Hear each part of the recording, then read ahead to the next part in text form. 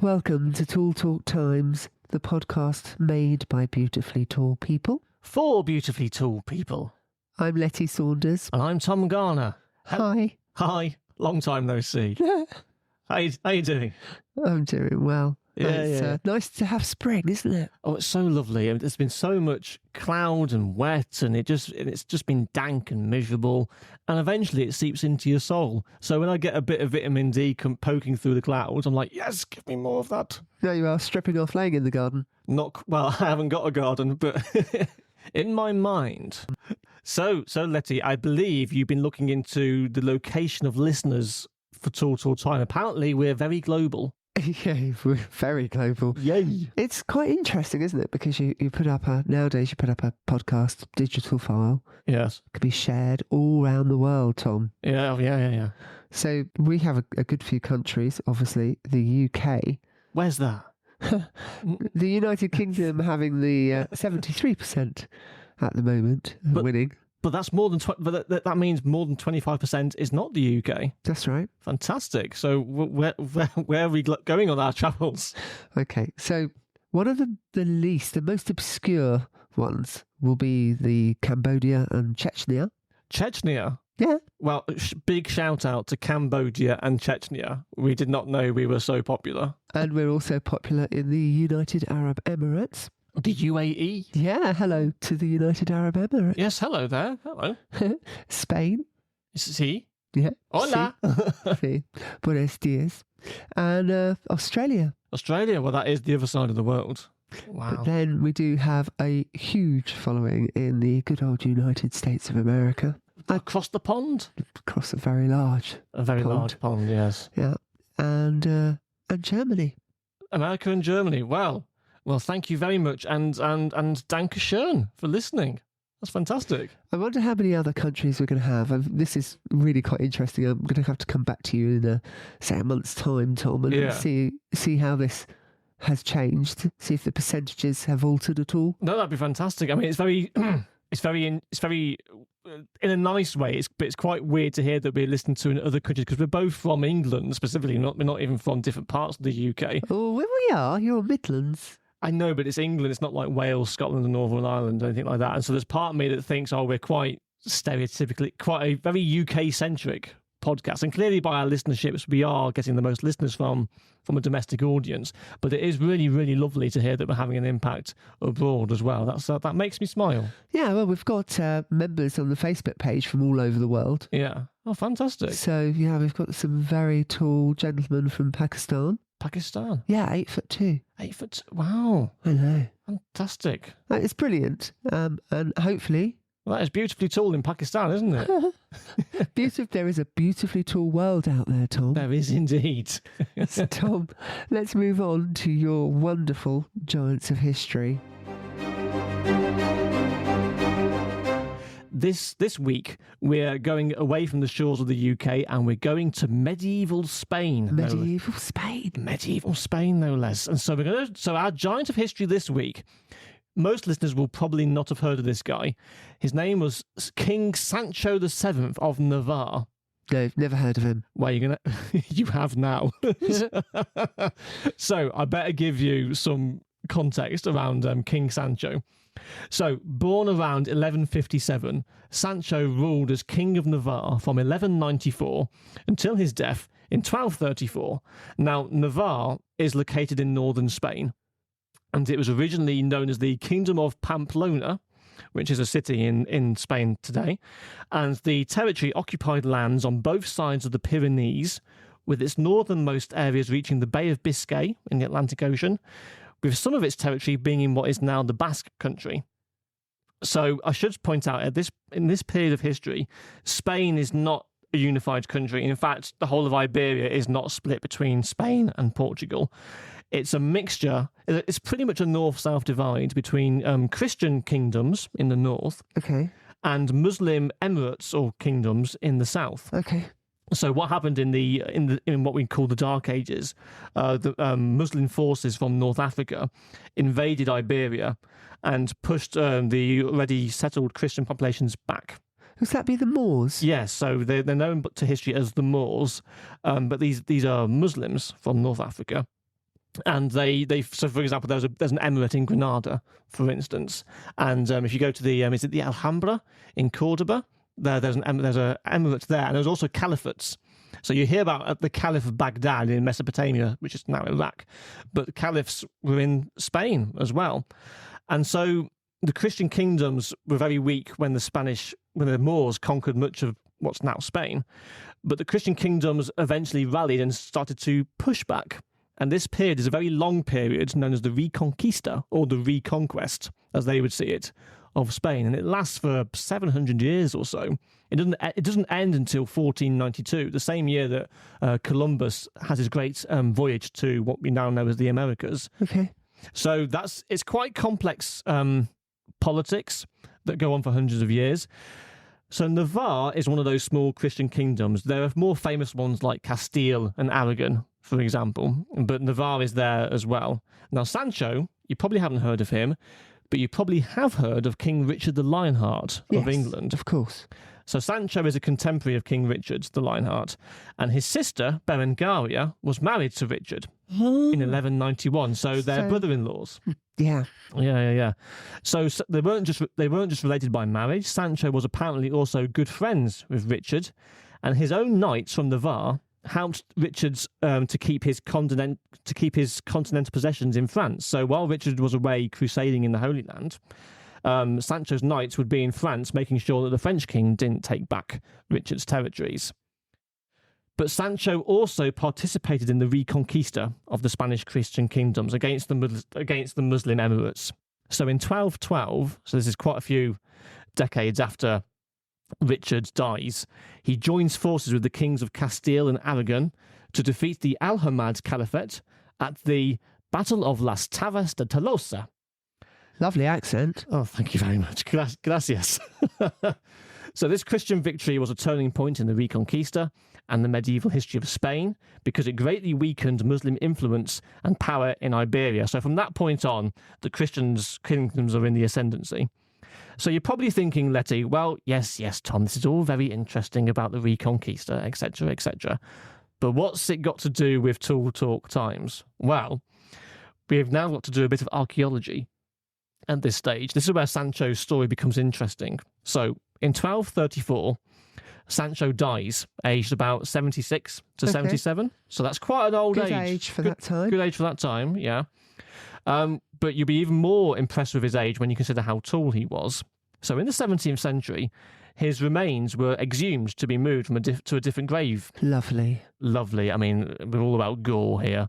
Apparently, according to the records, his body was in a bad state when it was dug up, and his total height could not be measured. However, I don't even want to ask why. Well, exactly. He probably wasn't he probably wasn't a pretty sight by this point. However, they did record the measurement of his femur, which is his thigh bone, and from thigh bone you can work out the full height of a human being. They did something very similar with William the Conqueror, for example. No, guess though, right? Guesstimate. It's a guesstimate, but it's a pretty accurate guesstimate, if that makes sense. Of course, you can't get the total height, but you can usually get a pretty accurate recording. So he's reburied in the 17th century, but in the 20th century, Sancho has a biographer called Luis del Campo. Now, del Campo was also a forensic doctor, and he obtains the height of his thigh bone, and from that he was able to extrapolate Sancho's height. Now, prepare yourself. Sancho was calculated to be 7'3" tall. I wasn't expecting that, Tom. No, I really wasn't. It's worth waiting for, wasn't it, listeners? 7'3". 7'3". So in metric, that's 220 centimeters. 7'3". Yeah, and of course, in the 20th century, forensic science is quite a sophisticated art. So Del Campo was able to extrapolate the information from his thigh bone and get a pretty accurate sense of how tall Sancho was. Was there nowhere else no reference of Sancho's height other than... Well, I'll come to that. In a second. So, we've talked before about accuracy just now, but Del Campo was at least able to determine that Sancho was at least 2 meters tall. So even if 7'3" sounds a bit much, he was at least 6'7", 6'8". which is, for medieval times, that is beyond, it's very, very tall nowadays. Because he was a royal, he would have had all the finest food and no nutrition problems, wouldn't he? It's true, but I suspect genetics obviously, yeah, forms a big part of that. Yeah, of course. So clearly, Sancho VII was a very physically imposing monarch and somebody that you wouldn't want to mess with. So, in terms of what contemporaries would have thought, there isn't a huge amount about this, but his contemporary nickname during his lifetime was Sancho the Strong. Lovely. Now, I think that suggests his height has something to do with it, because you think if a height like that, he's going to project power and strength, isn't he? From the royal point of view as well, because he was a man of wealth and he was tall, he would have probably had quite a lot of entitlement and confidence. Oh, yes, height, swagger, all sorts. Yeah. Love it. But if you think back to that big battle that he fought in 1212, the Battle of Las Terras de Tolosa, he would have been a central figure on the battlefield. He would have been very vulnerable. We would have been able to spot him quite easily. Well, exactly. If you're a Moorish fighter and you see him, you're either going to think, "Oh, blimey, don't mess with him," or you're going to want to get at him to kill him. Would he have been at the forefront though? Well, Christian kings would have been expected to be at the forefront, in the vanguard of fighting. It's what a medieval warrior monarch was expected to do. So yes, he would have been definitely expected to be in the thick of the fighting, and I suspect he was. But I should say as well, in that particular battle, he was fighting with 2 other Christian kings as allies. Okay. So there were 3 Christian kings on the same battlefield. With all their knights around them, of course. Yes, but imagine if he's wearing up, that's one big suit of armour, isn't it? If you're 7'3". Oh, I'd love to see that suit of armour. Yeah. And I must be honest, doing my research, I'd never heard of Sancho before. And I didn't even know that he was a brother-in-law of Richard the Lionheart. But to find out his height was something else. Yeah, absolutely. Yeah. Oh, it sounds like really, really interesting. 7'3" though, Tom. I think we can safely say in medieval Spain, that would have been an exceptional height. I mean, unparalleled, most likely. Yeah. So there you go. A bit obscure, but wow. What a guy. Sancho VII of Navarre. We salute you, sir. Thank you, Sancho. And thank you, Tom. That was a wonderful, very surprising Giants of History. So there have been a few queries on fashion tips for women who are tall. Sartorial advice. Well, I can't really advise there, but you can, Letty. Well, yes. I mean, I am 6'3.5", and recently having worn heels for the last Friday event. Mm-hmm. I was very, very nervous about that. How did that make you feel?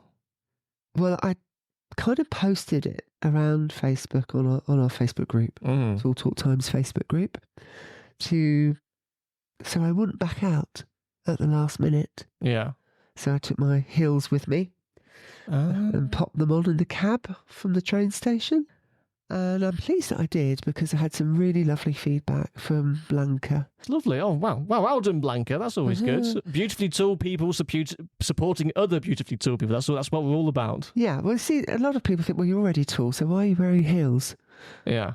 So, yeah, that is it. But she had said, yep, I'm 6 foot, 182 to be exact. Yes, I was wearing 3-inch heels. And she was very empowered to be wearing the heels, and that kind of feedback really helps, because sometimes we give things a go, and I think maybe next month I'll wear a different pair of heels, Tom. I think you should. It's interesting what you say about if people suggest that if you're already very tall, why should you wear heels? To which I would say, well, why the heck not? Yeah. Why shouldn't you? Why should? Because we already stand out. Yeah. And see, that's another thing. We're looking at some fashion tips for tall women for your confidence. Not everyone, wear whatever you wish and make sure that you're comfortable with it. I think that's absolute priority. There's no point wearing an outfit because some stylist has said, oh, this would look good on you, and go, oh, I really hate stripes. Especially vertical stripes that make me look taller. Or do vertical stripes, sounds obvious, but do vertical stripes accentuate height? Yes. And horizontal would do the opposite. Would expand widthways. Yeah, they do. But there are a couple of other suggestions as well. I have a little research on this one, and they said if you're wearing a very short skirt, don't bend over. Right. or wear some modesty shorts underneath. I see. So, but I think people are pretty intelligent and could work that one out for themselves. I think so. People are right, yeah. But no to tiny handbags, unless it's a clutch bag. If you have a ridiculously small handbag at your side, you're going to look out of proportion. Right. So it's not just the dress, it's the whole outfit. So some women are taller in their torsos than their legs, but being very tall, we all have wonderful legs. And yeah, by all means, wear a short skirt. But I find that I look like I've outgrown outfits if I have to get the right kind of more fitted for me, I think. Drop waists are handy. My son said to me this morning, "Oh, you're wearing a very lovely dress. That waistline is exactly where it should be." Yeah. Here. I mean, at the risk of sounding completely daft, what is a drop waist? So a waist would be further on to the hips. Right. So I look for those outfits because then I know that would account for my very long back. Right, I see. So that is actually a drop waist dress that fits me perfectly. So the waist is where a waist would be. Oh, clever. Yeah. Yeah. So yeah, stand tall, head held high, whatever you wear, not stooping because that looks awful and confidence. No, don't stoop. Confidence is sexy. Yeah. But things like making sure that your shorts aren't too short, that they have to cover your bottom. Weird things like this. When I was looking this up, I thought, crikey, people would know this, surely. I mean, shorts that cover your bottom. I mean, isn't that the idea of shorts, to cover your bottom? Because otherwise, what's the point? Yeah. How many people are going to be typing in Daisy Duke shorts at this point, Tom? Very true. I think, oh well, can't take it back. Okay, so monochrome look, that will actually make you appear taller if you're wearing monochrome. If you're just wearing black or white? Or shades of black or white, yes. Okay. That actually does make the lines make you look a little bit taller. Okay. Whereas two different high contrast colours will make you look shorter. So a brighter colour trouser and a light shirt will actually make you look shorter. Do you know, there's quite I wouldn't say a science to this, but you know what I mean? There's quite a bit of technicality to all of this that one has to think about. Well, I just think you should wear what you like, but make sure that it fits you well. Yeah. And if you're not sure, one of the tips that I have is I can't look at myself in a mirror and make a judgment as well as I can as if I took a photograph and then observe the photograph. Because we've all seen photographs of ourselves and gone, oh my God, what was I wearing? Yeah. What do I look like there? So taking a photograph of yourself or having somebody take that photo and then looking at it before you go out to make sure that you're comfortable, make sure it fits you and that you're happy with it. Yeah, no, absolutely. I was amused to hear about the tiny handbag thing, because as part of me thinks, even if you're not very tall, what is the point of a tiny handbag anyway? So what, you can fit a box of matches in there or something?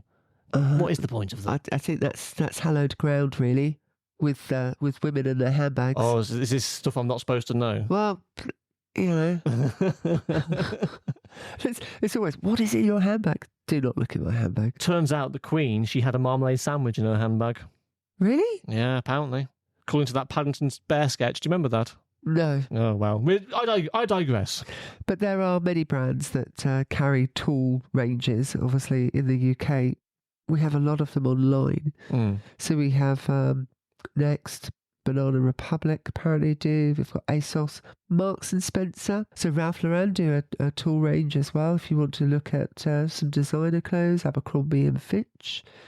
Obviously, Long Tall Sally. Of course. I'm really pleased that major chains do these tall sections for women. That's really good, because there aren't so many for men, by contrast. I can tell you that. Well, we do have them, but there's been quite a mix-up recently. A lot of it's all online, Tom, which makes life a tad hard. In what sense? Well, you can't go out shopping for your outfit because you're tall. Oh, is that part of the... Sorry, speaking as a very functional shopper, as in I get stuff when I need it, but is it a positive part of the shopping experience to be able just to go out and try things. It would be nice, wouldn't it? It would be lovely, a couple of tall women going out on the town having a shopping session. Yeah. It would be nice to be able to just pop in somewhere, try something on, yes, I'll have that in a size 14, cheers. Also, with online clothes shopping for women, is it often the case that if an item arrives and it doesn't fit, then you've got to go through all the palaver of sending it back? Yeah, I mean, online shopping's great. I mean, I do a lot of pre-love shopping as well. Love a bit of eBay. And there's Vinted and other pre-loved clothes sales out there. But going out to a shop, why shouldn't we be able to do that? Well, why indeed? Because the companies are honing in on just their major income, aren't they? They're not looking at anywhere else. No. There are lots of tool ranges for women, and we have a lovely database of many of those on the Facebook group that you can join and check out. That's in the file section. Fantastic. Well, thank you for all those fashionable sartorial tips, Letty. There aren't many, but the majority of them are embrace your own style, make sure it fits, make sure you're comfortable, possibly define your waist a little more. And yeah, why not wear heels? It's a pity we can't tune this section out with the clothes show theme tune. That would be fantastic. I think there may be some copyright issues there, Tom. I know. All of these things to consider when you do a podcast. Oh, well, imagine the theme tune in your head, listeners. That's probably the cheapest way. There's a lot of people listening that wouldn't have even heard of the clothes show. Oh, well, it was a very popular show in the 80s and 90s, I believe, on the BBC. Have I got that right? He doesn't look that old, listeners. But yes, so apart from making sure you don't have your tiny, tiny, tiny handbag and that you have the confidence to wear the outfit that you want to wear that fits you well, just embrace it, ladies. Just embrace it. You heard it here. Thank you. Cheers, Letty. So now we've got some events to mention, Tom. Oh, what's happening in the world of TTT events? Tool Talk Times events for April. Really busy. Oh, yeah. Yeah, we've got a lovely selection as well. Oh, yeah. Just in time for spring. Yeah. Just in time to get some of that lovely vitamin D. Lovely vitamin D. Love a bit of that. It just makes you happier, doesn't it, when the sun comes out? Of course it does, of course. So what's on the table? So on Friday, the 12th of April, we have our monthly pub meet in London. Great, fantastic. When I say pub, this is a really lovely venue. Oh, yeah. So for the details of the venue, you have to go to the meetup group or to the Facebook group, please. The height requirement being, Tom? Height requirement being 5'10" and up for women and 6'2" and up for men. And there's no height limit. There's no upper limit. No upper limit. No upper limit. So I'm sorry if you come below those heights. We're very sorry in advance. I've turned one person away in the past, so that was sad. That was sad, but it is a place for tall people to gather. Yeah, Tool Talk Times. Tool Talk Times, yes, exactly. Tall people talking in time. Well, the Times part of it is of the event. So we have this Celebrating Heights social get-together on Friday, the 12th of April at 6 p.m. It lasts normally for until about 9, half 9. And then people tend to drift off or go onwards. And then on the Saturday, yes, we have a different event. Oh, as a non-pubby event. Yeah, it is. It's a cake and coffee event. Well, I do like cake and coffee. Where can we procure such lovely things? And history. And history. Yeah. Well, a group of us we're going to a national trust. Oh, lovely. Yeah. And the details of which will be on the Facebook page. That's right. On the Facebook page, there we are. And we're going to have a wander around a very fabulous house and gardens, and then have cake and coffee. I mean, much as I love history, given the choice between a guided tour and a slice of cake, I'd go for the slice of cake. You can have it all, Tom. You can have it all. Oh, I know, but that's kind of what I go to National Trust properties for the cake. Okay, so for the cake and coffee and a walk around a lovely garden, a really beautiful garden. I think it's a Capability Brown. But then on the following day, on Sunday, the 14th of April, at Crystal Palace, they have a Crystal Palace Spring Tales with the South London Jazz Orchestra. Oh, yeah. Now, the co-founder, Nat Daniels' father, Phil Daniels, is a member of the South London Jazz Orchestra. Yeah, that's cool.